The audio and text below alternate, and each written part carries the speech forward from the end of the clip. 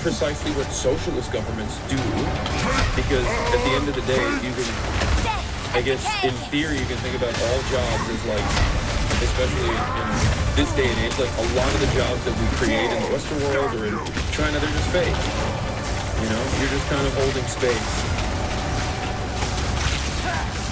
There's a lot of bullshit jobs out there, and it's important to maintain that. It's important to have something for people to do. And it feels like doing, like creating that with a larger goal in mind is simply better than doing that doing that in a way where you're just creating middlemen that are simply tasked with creating more profit.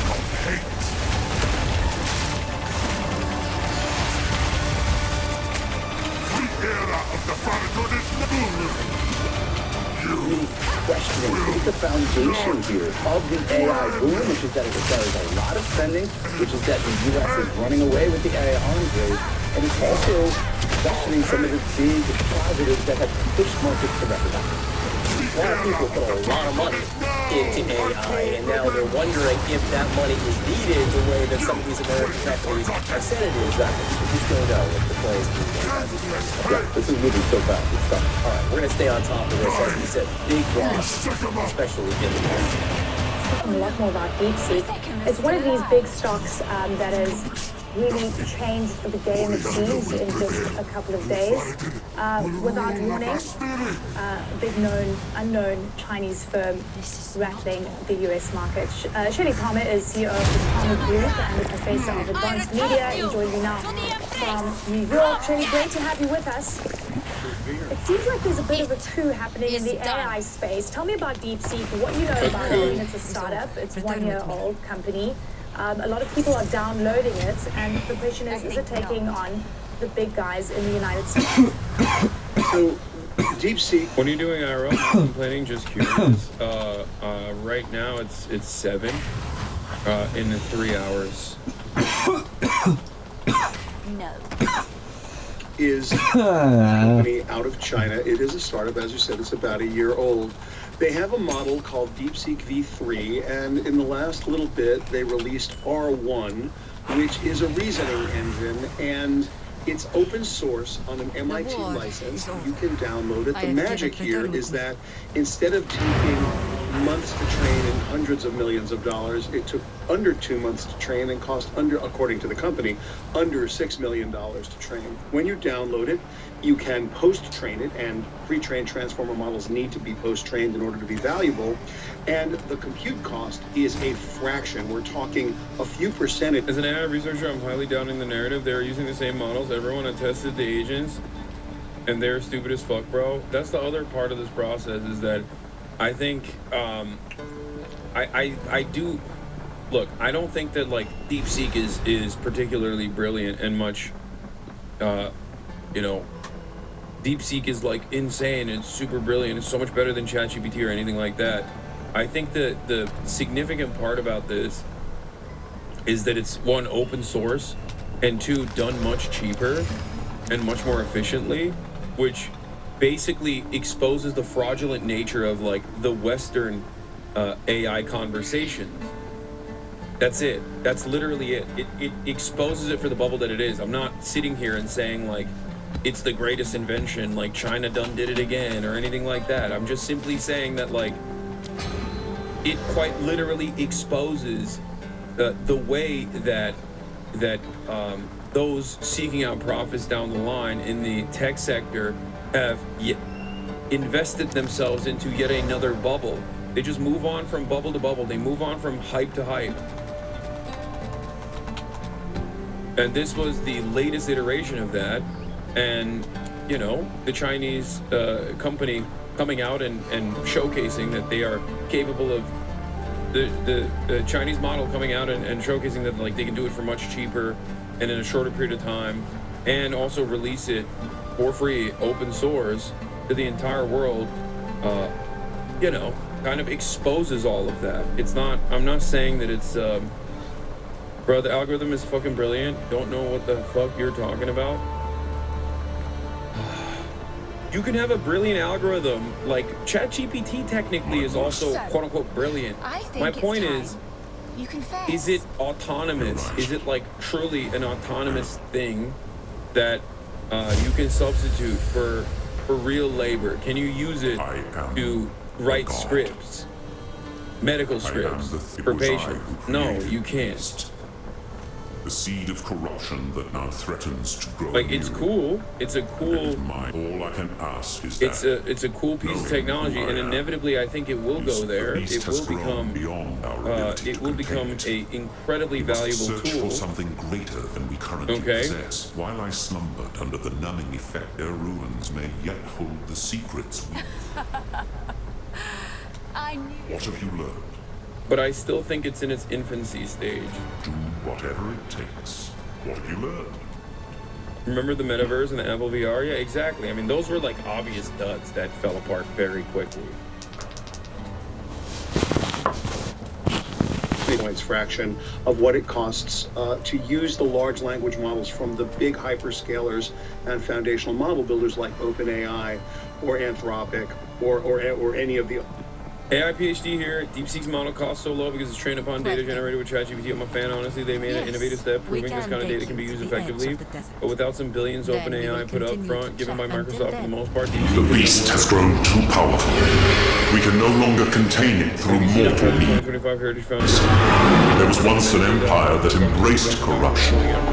They studied it, mastered it, and became the greatest civilization the world has ever known. But it led to their destruction. Our allies will continue the pursuit of the beast, but we shall undertake a different search. We must go to the ruins of the Val Empire, in search of a weapon against the coming cataclysm.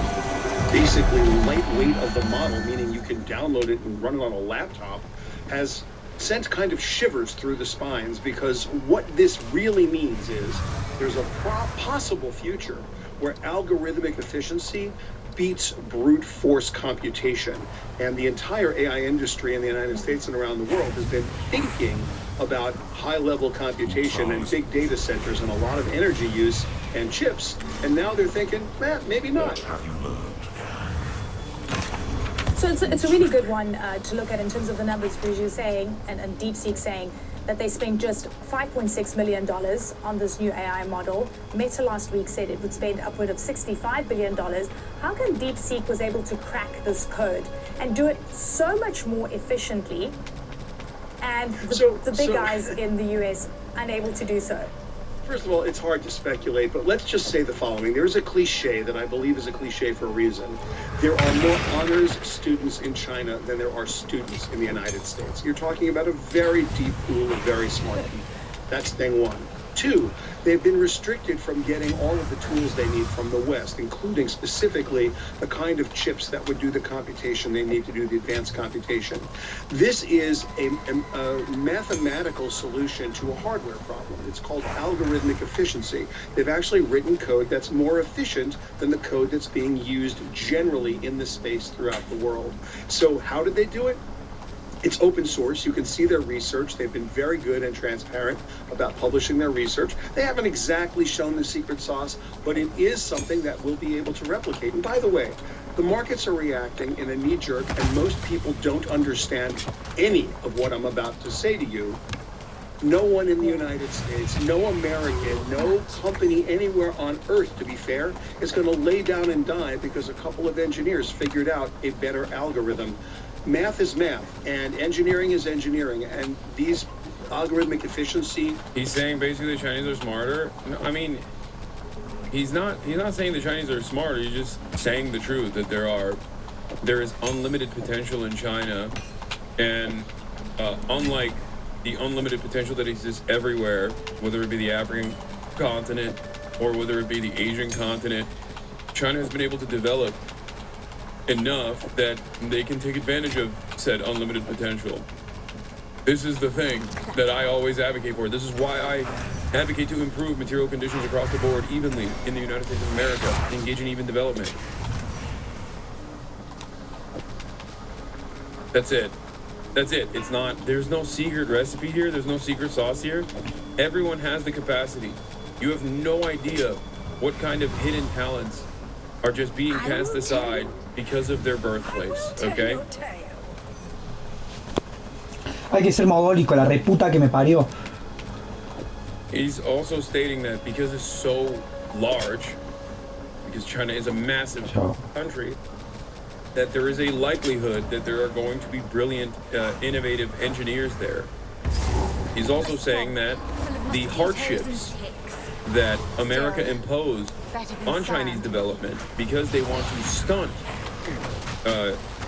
Chinese development, they want to stunt Chinese growth, have caused them to work more efficiently. And those hurdles have basically created this. The problems that America created for China in an effort to stunt their growth has led them to innovate in this regard.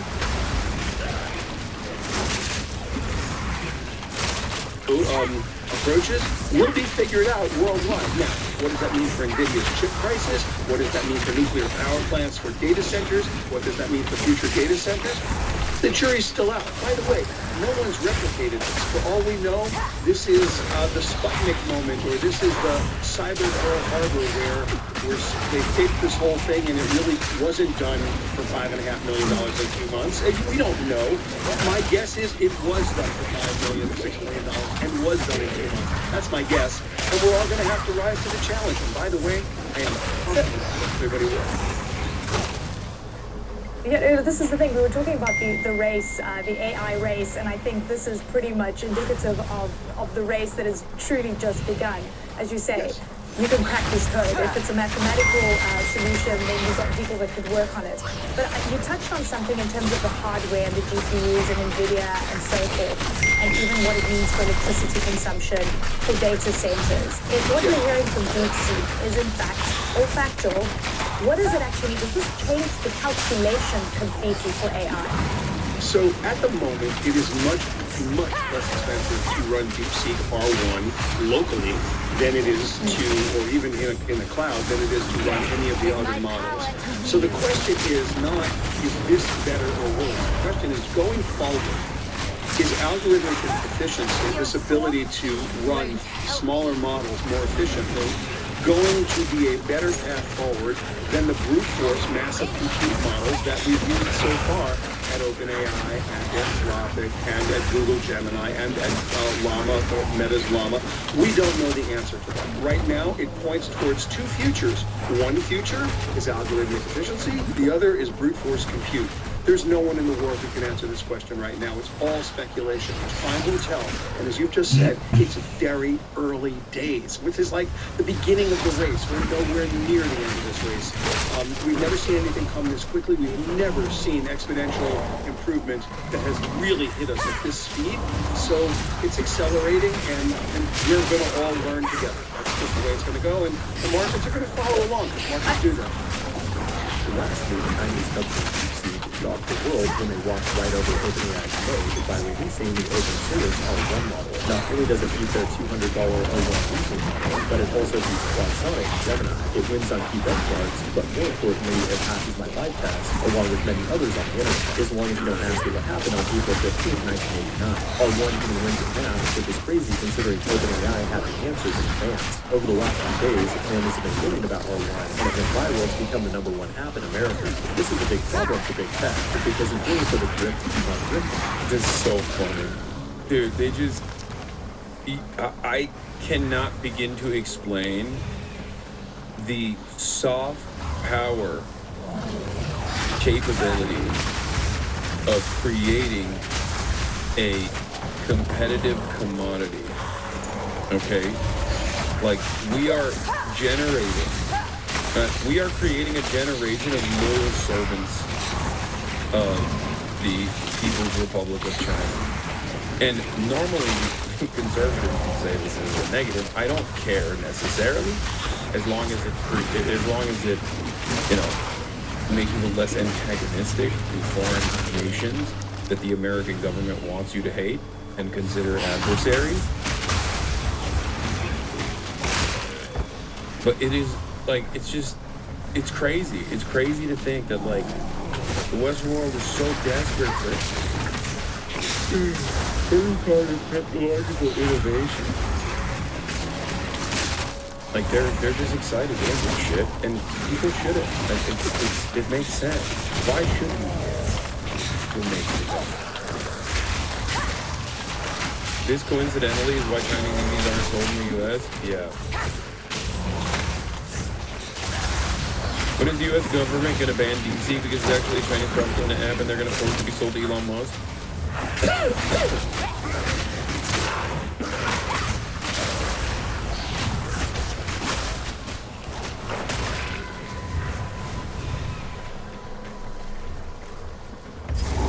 Yeah, the fact that this is open source is exactly why this is going to be disruptive. Exploring this technology could be a better for humanity. As a security professional, the fact that it's open source makes me hopeful that we'll overturn monopolies in the space. That's why I think that's why they released it as open source. Like, for multiple different reasons, I suspect like part of it is because they want to disrupt, you know, the Western monopolies that were going to be implemented in the sphere. Because these guys, what do capitalists always do? Enclosures, okay? What do they always do? Enclosures. Whether it be enclosures upon the land, and the process of land to lordship, I guess, lordship over the land, or whether it be digital enclosures. Because enclosures are how you generate profits. The enclosures, the fences that you create around things, whether it's a tangible thing that you can see and consume and touch, or whether it be something like data and intellectual property, which is another form of safeguarding and gatekeeping, and another form of enclosure. It's always done at the behest of profit, okay? You're creating artificial scarcity in an effort to be the gatekeepers, in an effort to say, we are the only people that have this. And when you generate a product, which I love open source, as you guys know, something that I talk about quite frequently. I don't use Linux because it's too complicated, but OBS, I use OBS. It is so important. If OBS didn't exist, there would be so much less live streaming in general. Maybe some of you would say, oh, it's great. It should be great. But it's open source. It's open source software. It's incredibly important. And all the other companies literally use it. Okay? I guess I do use Linux because I have a Steam Deck and I love my Steam Deck, but my point is, especially at this sphere, we use a lot of open source software. Like, collaboration through open source is how you make better art, how you make better products, how you make better things in general. I love it. I think it's amazing. You know who hates it though? These fucking douchebags. They hate that shit. They ironically donate to OBS, okay? Because they use it.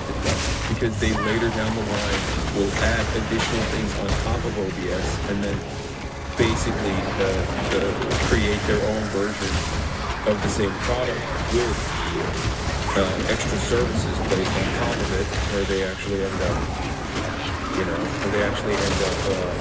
charging you money for it.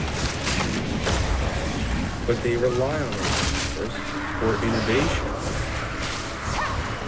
Okay?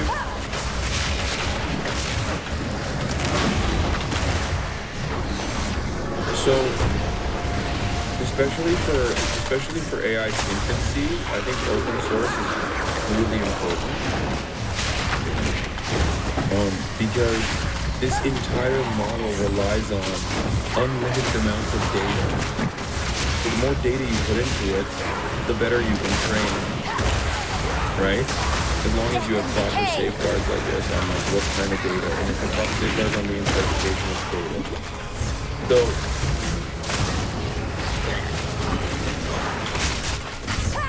that's it.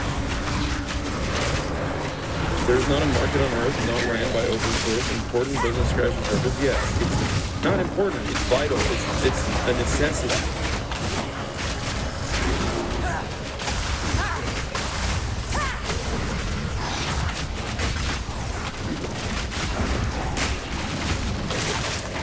So I think it's good for the future of AI in general, but it's also good because it being an open source product is good for the future of AI in general because it offers additional training capabilities.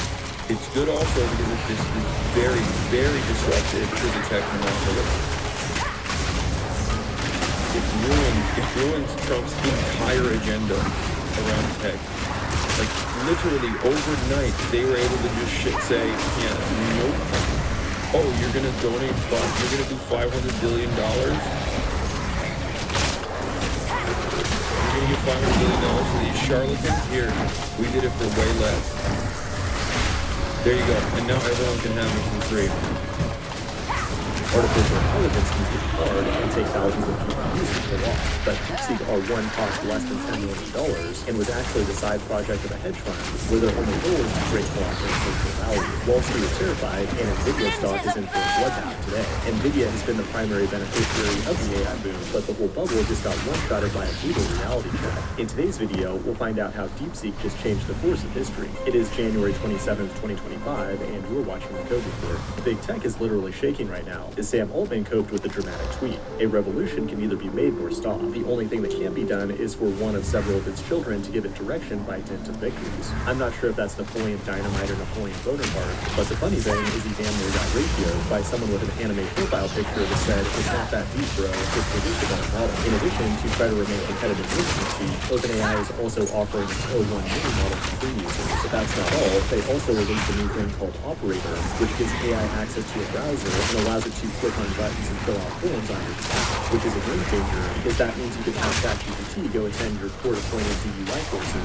or anything else you might have to do online. In the future, humans will no longer need websites or UIs, only APIs that can interact with the AI.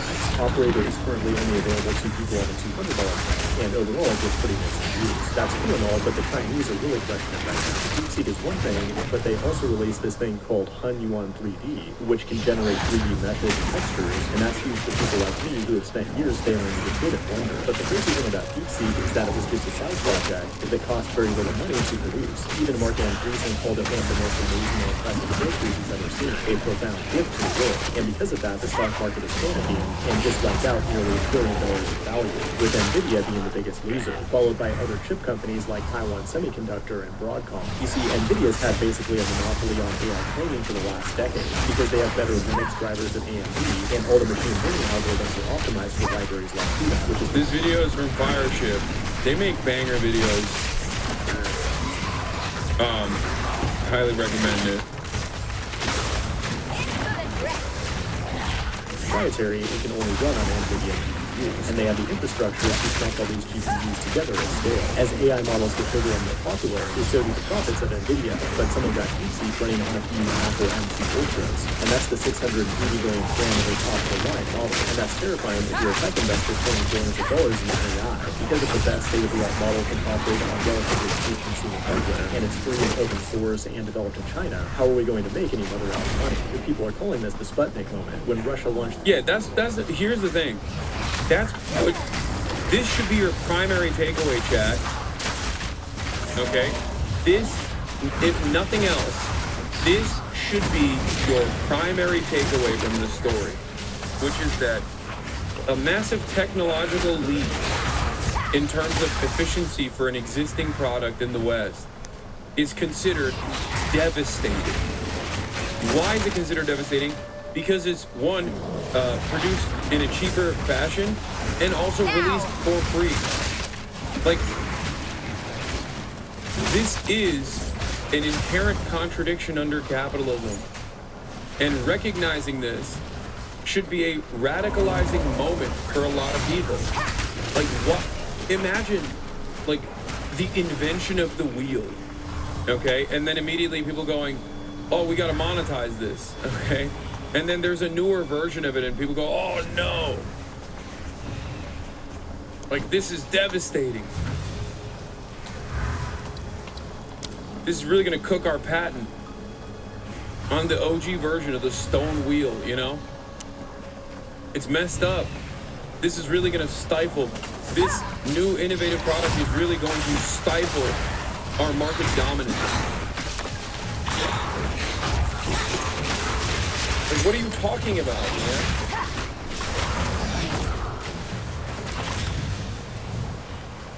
The fuck do you mean? For the average person just goes, hey man, put the new generative AI model in the bag, bro, and they move on. For the average person, they're like, oh, that's a new, cooler product? I love that. Sorry, not as vested in your profits, you know? Seemingly I'm not so interested in how many billions of dollars in profit you were going to generate out of this digital implosion you're going to place upon this. I'm going to do the free thing that is competitive. You know? Put the fucking semiconductors in the bag, okay? Put the new generative AI model in the bag. Now! Shut the fuck up. Hey, how about you learn to code, Sam Altman? Get a job. Get a job, Sam. This artificial satellite into space in 1957. The United States was shocked at the time, and it took over a decade to make a comeback when America made its pinnacle achievement of filming a man on the moon. Is that a joke? Anyway, all jokes aside, I do still maintain the same position.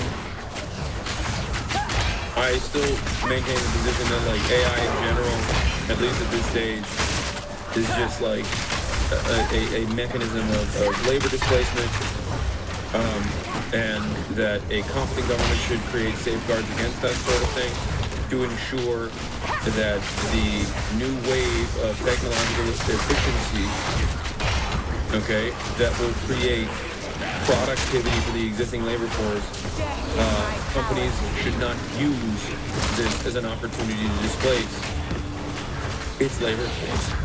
Of course, we do not live in a competent government. Okay?